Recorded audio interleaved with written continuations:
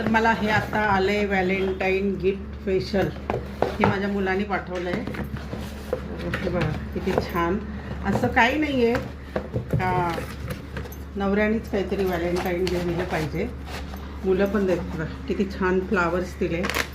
आणि हे माहीत नाही काय का फुल्स बँगो. आणि मुलींनी पण मला चॉकलेट आणि फ्लावर्स पाठवले व्हॅलेंटाईन डेसाठी. तर असं नवऱ्यानेच दिलं पाहिजे किंवा काय असं काहीच नाही. आणि किती छान कॅन्डल्स पाठवलेत बघा मस्तपैकी. कॅन्डल बॉक्स पाठवलेत. तर आहे ना छान व्हॅलेंटाईन डेज माझा.